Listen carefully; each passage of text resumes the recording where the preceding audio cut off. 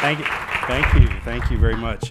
You know, we've heard some great ideas this afternoon about how to make our community and our world better places through education and the arts, and so I wanted to speak with you for a few moments about how to make our world and our community better places for our kids, and share some ideas about that, including one idea that you may think is so small it's not a big idea, but that's what I'm going to wrap up with.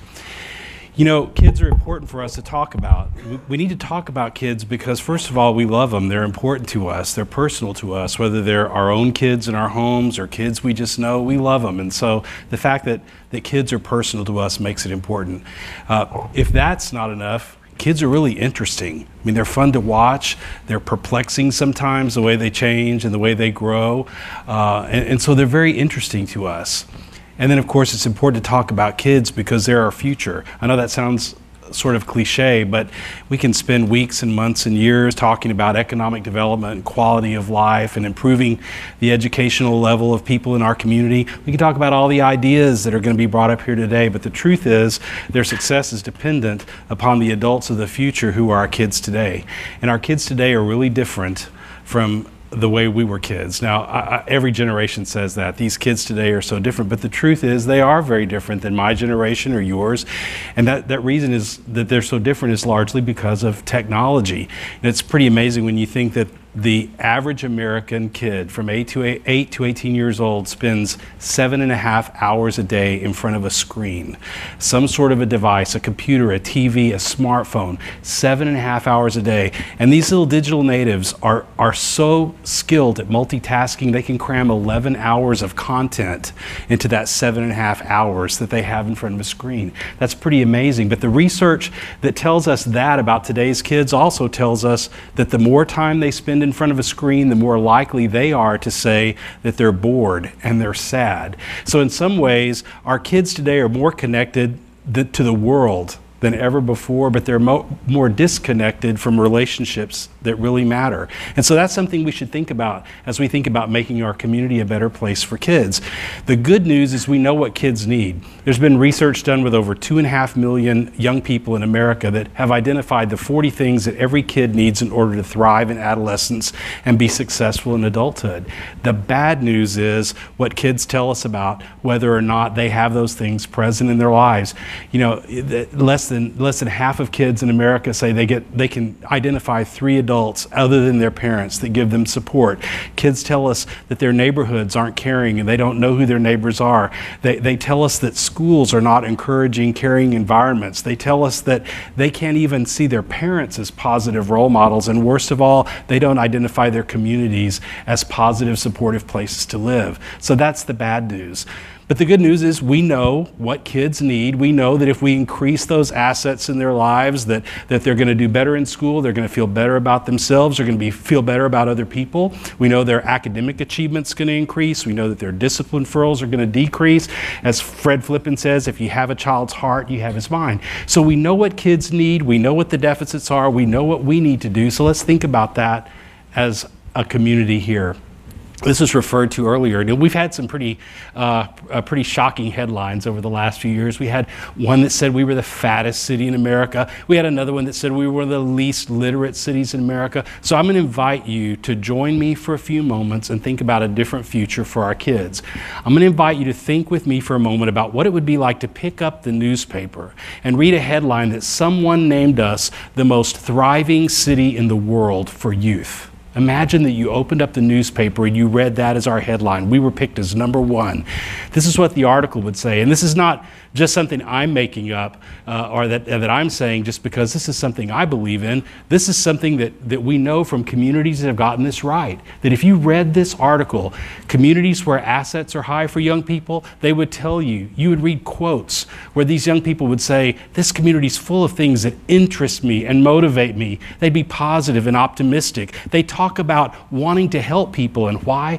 because that's just what you're supposed to do. They talk about growing spiritually, not having anything to do with their particular religion, but they're growing as spiritual people. And most of all, this article you would read under that headline would be full of examples of adults who have supported them along the way. They'd be able to identify them. You know, in our school district, we've been doing some things over the last few years to try to move the needle on that. We've identified a very explicit mission that says, yes, testing is important and academic achievement is important and developing intellect is important, but it's also important to build character and build assets and touch kids' hearts. We've done a lot of things in our district to focus on making schools really civil places to be, that don't have people cussing all the time, and where kids themselves say bullying is so aberrant that we're not going to allow it. The kids themselves, we want them to take care of that.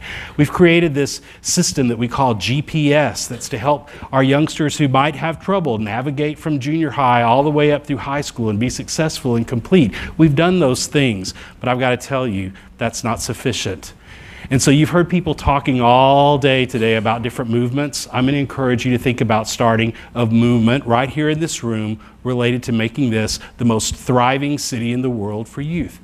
Here's what we'd have to agree to, first of all, is that that's not about just the youth in one zip code and doing some special program for them. What it's really about is all of the youth in the community and all of the adults in the community.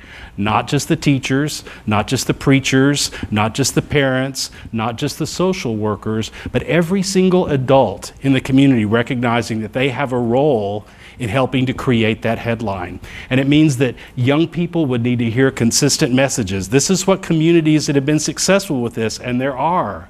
This is what happens there. The youth hear consistent messages. Some of them are the same 3 messages I talked about earlier, why we need to be talking about kids. What are those messages? Because we love them. Because we're interested in them. And because they're our future. Kids need to hear that from all of the adults in the community. So the point of my talk is, we know that young people thrive in communities and schools where they're connected, where they have relationships that matter. We know that cities where this works are cities where all of the adults, even if they don't have kids living in their homes, they know that they have a role. And we know from all of the other things we've talked about today and examples that you've seen in all of the TED Talks that you've seen and heard, is that individual action coalesces into a movement. So the point of this talk is this: making our community a thriving place for youth doesn't have one thing to do with fixing kids. It has everything to do with changing the adults and creating the environment for kids to thrive. It's not about change, it's about changing the adults. It's not about changing the kids. So here's my challenge to you. This is my idea. And like I said, it might be so simple that you'd say, that's really not a big idea, and you'd dismiss it. But I'm going to ask you to kind of roll with me on this, all right? Here's my idea.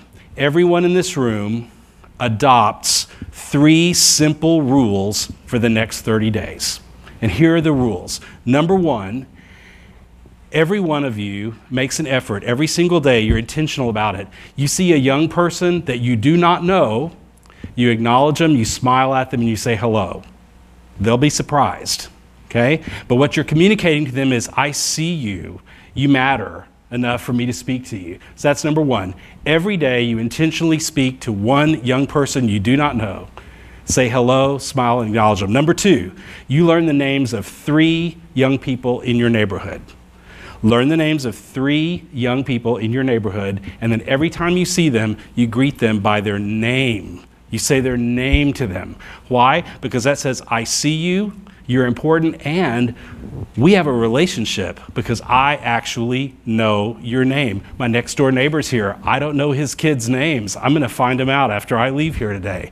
And the third thing is, pick one thing every single day that you could do in front of a young person that would role model some sort of positive behavior. You know, maybe it's just a simple act of courtesy. You open a door for somebody, you say thank you, and you make sure that there's a young person seeing you do that. Maybe it's you're not texting in the school zone when the car next to you is anything, but you're modeling some sort of positive behavior. 3 rules 30 days. Everybody in the room commits. Hold up your hand. I commit for the next 30 days. Every day I will make an effort to speak to one young person I don't know. I'll smile, acknowledge, say hello. Second, learn the names of 3 kids in my neighborhood and call them by name. And third, I'm going to role model positive behavior every single day. And then at the end of 30 days, this is how you clean up that assignment, how you wrap that up. You tell one other adult how that changed you. You tell one other adult how that changed you. And that is how I believe we start a movement to make this the most thriving city in America for young people. Thank you very much.